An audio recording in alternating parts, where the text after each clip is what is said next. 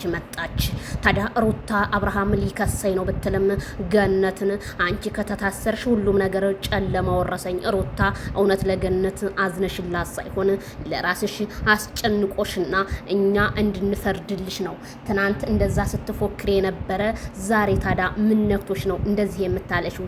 ሴት ልጅ ጠዋት ማታ እየወጣይ በአደባባይ ማልቀስ ማለት ልንገርሽ ሁሉ ሰው በቃ እመኑኝ ማለት ነው። አንድ ሰው ብዙ ጊዜ ደጋግሞ ካለቀሰ ያ ሰው ለኔ ውሸታም ነው ማለት ነው። ስለዚህ ብዙም አታልቅሽ የኔ እናት አታልቅሽ።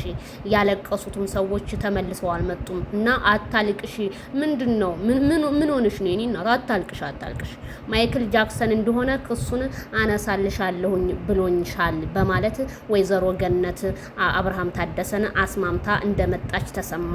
ታዲያ እናንተስ ምን ተሰማችሁ? ኮሜንታተሮች ይሄንን ሁሉ አብርሃም ታደሰ የፈለገው ነገር ቢሆን ለአንድ ቀን ታስረው ቢወጡ እንደኔ መልካም ነበረ። ግን አንተ ደግሞ እንግዲህ ስራታቸው ይቀንስላቸው ካልክ ምንም ማድረግ አይቻልም። ከዋቂ የበለጠ ቡዳኔ ይባላል። አንተ ብዙ ነገር እየሰሩበት እነዚህ ሰዎች ዛሬም ስራቱን እየቀነስክላቸው ከመጣ ነገሩ ከበድ እያለ ይመጣብሃል ብዬ ነው የማስበው። እንዴት ልትዋል ቻልክ? ትናንትና አሲዛቸዋለሁ ስትል የነበርክ የከሰስከውን ክሱን እንዴት ልታነሳላቸው ቻልክ? የኛ ጥያቄ ነውና ሩታ ግን ህፃኑን ልጅ ለቀቅ አርግሽ አስቀምጠሽ ራስሽ ብታወሪ መልካም ነው። ህፃኑን ልጅ እየመጣሽ ሚዲያ ላይ ያን ድንቡሽቡሽ ያለ ልጅ እየከሳ ነውና ባታመጪው ጥሩ ነው።